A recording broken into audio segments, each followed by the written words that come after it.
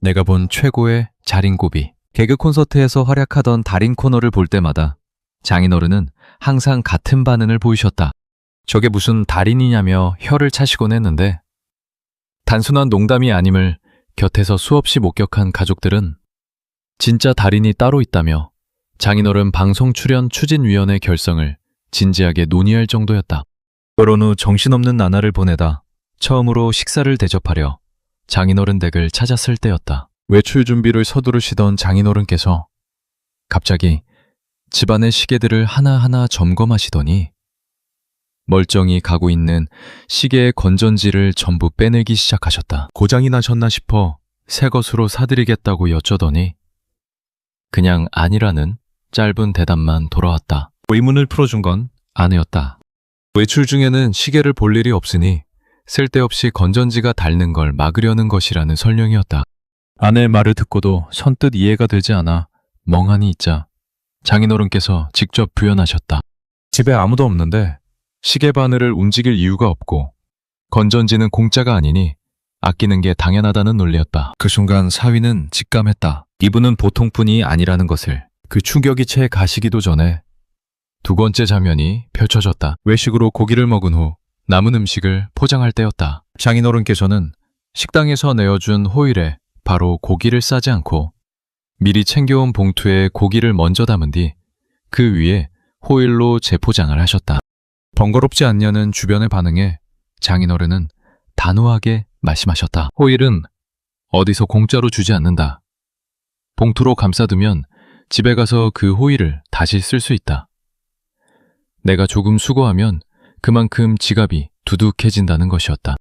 하루 만에 평생 상상도 못했던 광경을 두 번이나 목격하는 날이었다. 절약정신이 이토록 깊어진 데는 이유가 있었다. 내 지갑 속 돈은 내가 흘린 땀의 다른 표현이라 여길 만큼 일찍부터 몸에 밴 근검 절약이 첫 번째 이유였고 장모님을 일찍 여의신 후 홀로 내 자녀를 키우며 생존처럼 허리띠를 졸라매온 세월이 그것을 더욱 단단히 굳혔다. 미용비를 아끼기 위해 장인어른은 단골 미용실 원장님과 직접 협상에 나서셨다. 매달 한 번씩 간판 청소를 무료로 해드리는 대신 매 자녀의 머리를 공짜로 해달라는 제안이었다.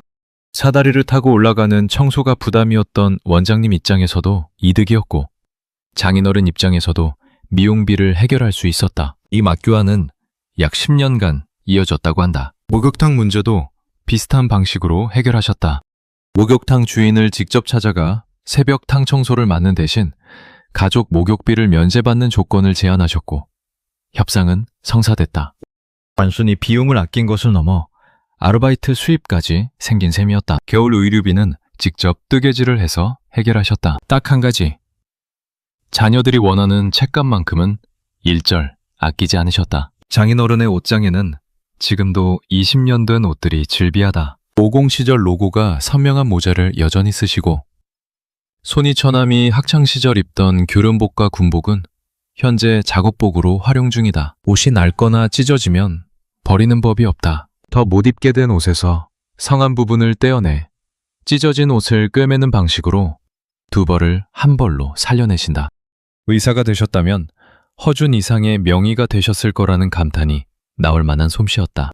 유리가 깨지면 재활용품에서 같은 크기의 유리를 구해 끼워 넣으시고 버려진 인형에서 솜을 꺼내 낡은 베개를 보수하셨다.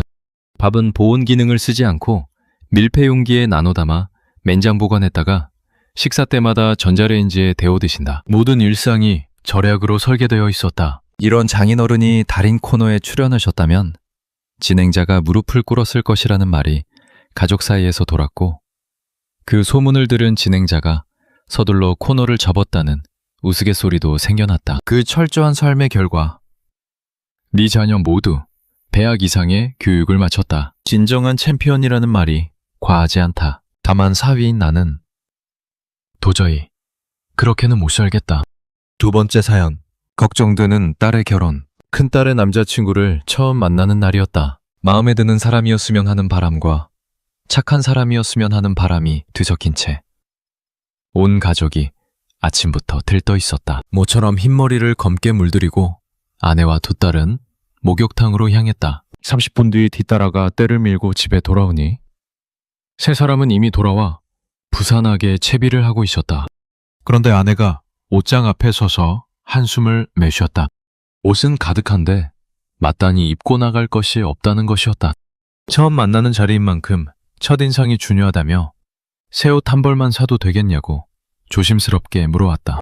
좋은 날인데 하나쯤 사주자는 생각에 선뜻 그러겠다고 했지만 실제 주머니 사정은 빤했다. 그렇다고 말을 번복할 수는 없어 아내와 딸을 데리고 백화점에 들렀다. 오랜만에 아내에게 옷 한 벌을 사주었다. 약속 장소는 백화점 7층의 중화 요리점이었다. 룸이 예약되어 있었고 입구에서 청년이 기다리고 있었다. 딸이 소개를 건네자 청년은 허리를 깊게 굽혀 인사를 했다. 집에서 상상하던 모습과는 달랐지만 첫인상은 나쁘지 않았다. 잘생기거나 못생기지 않고 아담하고 단정한 인상이었다. 키가 170인 딸이 구두를 신고 나란히 서니 비슷해 보였는데 175cm쯤 되는 것 같았다. 둘이 나란히 서 있는 모습이 제법 잘 어울렸다. 인장을 풀어주고 싶어 편하게 대하라며 먼저 악수를 건넸다. 청년은 전날 밤을 거의 뜬 눈으로 보내고 왔다며 솔직하게 털어놓았다. 그 순수한 모습이 보기 좋았다. 오래전 처음 장인어른께 인사드리러 갔을 때 자신도 다르지 않았다는 말을 건네자 청년은 그 말에 공감하면서도 여전히 많이 떨린다고 답했다. 알고 보니 청년은 딸의 초등학교 동창이었다. 막내딸과도 안면이 있었고 어릴 적 우리 집에 자주 드나들며 함께 놀았던 사이라고 했다. 그래서인지 두 딸과 청년 사이에는 오래된 가족 같은 편안함이 감돌았다. 음식이 나오고 소주를 한 잔씩 기울이며 이야기를 나누다 보니 몰랐던 사실들이 하나씩 드러났다. 청년은 80이 넘은 할머니를 모시며 부모님과 함께 살고 있었다. 그리고 성씨가 우리와 같았다. 딸이 알아서 하겠거니 하고 이름도 성도 묻지 않았던 터라 의아한 마음이 들었다. 며칠 전 딸이 갑자기 우리 가문의 파와 대수를 물어왔던 것도 그제야 이해가 됐다. 청년은 같은 밀양박씨였지만 파가 달랐다. 파까지 같았다면 어찌할 뻔했냐며 등골이 서늘해졌다. 놀라운 사실은 거기서 끝나지 않았다. 청년의 어머니 역시 밀양박씨라고 했다. 만약 두 사람이 결혼하게 된다면 이 대에 걸쳐 밀양박씨끼리 혼이 나는 보기 드문 인연이 되는 셈이었다. 모래알처럼 많은 사람들 사이에서 왜 하필 이 두 사람이 만났을까? 우연이라기엔 너무 많은 것들이 겹쳐 있었다. 하늘이 맺어준 인연이라는 생각을 몇 번이고 되새기게 되는 하루였다. 세 번째 사연. 새해부터 아내와의 냉전. 연말 마지막 밤을 의미 있게 보냈다. 한 해 동안 아내에게 소홀했던 일들을 하나씩 꺼내 용서를 구하고 새해에는 더 잘하겠다는 다짐을 나누며 늦게서야 잠자리에 들었다. 다음날 아침 늦게 일어나 보니 아들이 배가 고프다며 성화를 부리는 통에 아내는 부랴부랴 아침 준비에 나서고 있었다. 그때 아내에게 전화가 걸려왔다. 가장 친한 친구인 지혜 씨였는데 연말에 가족과 함께 하와이로 여행을 떠났다가 새해 인사를 전하려고 연락을 해온 것이었다. 아내는 반갑게 인사를 나누고 전화를 끊더니 남편에게 한마디를 건넸다. 따뜻한 곳에서 새해를 맞는 친구가 부럽고 우리 가족은 언제쯤 해외여행을 한번 가볼 수 있을까 하는 말이었다. 남편은 그 말을 듣고 별것 아니라는 듯 가면 되지 않냐고 받아쳤다. 아내는 돈도 여유도 없는 현실을 뻔히 알면서 빈말은 왜 하냐며 핀잔을 주었고 순간 자존심이 상한 남편은 목소리를 높이고 말았다. 가면 되는 거 아니냐. 빈말이 아니다. 무시하는 거냐는 말이 튀어나왔다. 아내의 반응은 달랐다. 여행을 보내달라는 말이 아니었다는 것이었다. 해달라는 요구도 아니고 그냥 부럽다는 마음을 들어주기만 하면 됐던 것인데 왜 그걸 받아주지 못하냐고 했다. 그 말에 남편은 뒤늦게 깨달았다. 아내가 원했던 건 해결책이 아니었다. 따뜻한 곳에서 새해를 보내는 친구가 부럽다는 마음에 그냥 그러게 부럽겠다. 한마디를 건네주길 바랐을 뿐이었다. 연애 시절을 떠올렸다. 그때 아내는 남편을 보며 말을 참 잘 들어준다고 했다. 실제로 그랬다.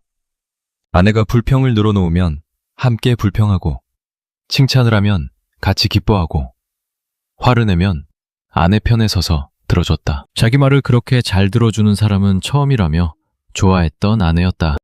그런데 세월이 흐르면서 어느새 남편이 먼저 말하고 자신의 말을 더 들으라고 요구하는 쪽으로 바뀌어 있었다. 아내의 이야기에 귀를 기울이는 시간은 점점 줄었고 대화도 예전 같지 않았다. 새해 첫날, 아내의 감정이 결국 터진 것이었다. 전날 밤 애써 만들어 놓은 화해의 분위기는 산산이 흩어지고 새해 첫날부터 부부 사이에 냉기가 흘렀다. 혼자 생각을 정리해보니 후회가 밀려왔다. 친한 친구가 해외여행을 떠났으니 얼마나 부러웠을까. 원래 여행을 좋아하는 아내였다. 그냥 부럽겠다. 언젠가 우리도 가자며 편을 들어줬더라면 서로 마음 상할 일도 없었을 텐데 싶었다. 먼저 다가온 것은 아내였다. 친구네가 부럽긴 하지만 친구 남편보다 내 남편이 더 소중하고 사랑하는 사람은 당신뿐이라며 눈물을 보이더니 미안하다고 했다. 그 말에 오히려 남편 쪽이 더 부끄러워졌다. 아내는 예전처럼 자신의 말을 잘 들어주는 남편으로 돌아와 줬으면 한다고 했다. 아내가 바라는 것은 거창한 무언가가 아니었다. 물질적인 것을 채워주는 남편이 아니라 옆에서 이야기를 들어주는 남편이었다. 올해는 그런 남편이 되어야겠다고 다짐했다. 네 번째 사연. 영하 15도.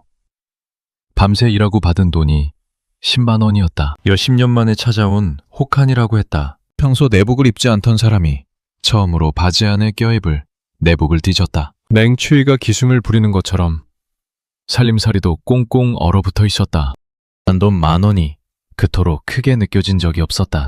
전날 시장에 갔다가도 선뜻 지갑을 열지 못하고 빈손으로 돌아온 터였다. 내복을 챙겨 입고 생전 처음 해보는 야간 알바 자리를 찾아 집을 나섰다. 며칠 전부터 인터넷을 뒤진 끝에 찾아낸 택배 물류센터에서 분류 작업을 한다는 공고였다. 길을 걸으며 지난 세월이 스쳐 지나갔다. 부동산 일을 한 지 어느덧 10년이 넘었다. 45년을 살아오며 그래도 먹고 살만했다는 생각이 들었다.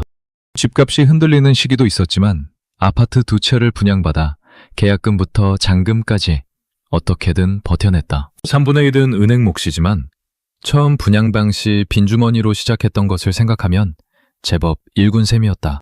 아들은 이제 고등학생이 된다. 동절기에는 원래 부동산 경기가 죽지만 올해는 가을부터 일이 끊겨 겨울을 버티기가 힘들었다. 물류센터 건물에 들어서자 1층 복도부터 낯선 공기가 밀려왔다. 초췌한 얼굴로 어슬렁거리는 사람들. 정돈되지 않은 콘크리트 창고. 2층 사무실 복도에는 사람들이 줄지어 서 있었다. 안으로 들어가려 하자 밖에서 기다리라는 말이 돌아왔다. 차가운 벽에 기댄 채 줄 끝에 섰다. 상주 작업자처럼 보이는 이들은 대기 없이 드나들었고 책임자로 보이는 사람이 나와 경험 있는 사람만 들어오라고 했다. 몇몇이 들어갔다 나오기를 반복했다. 40분쯤 지났을 때 책임자가 다시 나와 오늘은 일에 비해 사람이 너무 많아 그냥 돌아가야 할 수도 있다고 했다. 추위에 떨고 있던 사람들은 아무도 불평하지 않았다. 50분을 넘겨 기다리는 사이 다행히 책임자와 눈이 마주쳤고 나이가 좀 있어 보인다는 이유로 먼저 안으로 불려 들어갔다. 1층으로 내려오니 선발된 사람들이 발을 동동 구르며 작업 시작을 기다리고 있었다. 분류터미널은 높이 5m에 1000평쯤 되는 규모였다. 지붕은 기둥들이 받치고 있었고 벽면은 샤시로 이루어져 있었는데 대부분 올려진 상태였다. 트럭들이 꼬리를 들이댄 채 입을 벌리고 있었고 트레일러가 없는 칸은 그대로 뚫려 있었다. 바깥과 다를 것 없는 터미널 안에는 온기도 마실 물도 없었다. 샤시 윗부분에는 전국 각지의 지역명이 붙어 있었고 바닥 중앙에는 거대한 원형 컨베이어 벨트가 멈춰서 있었다. 책임자의 신호에 사람들이 한 곳에 모였다.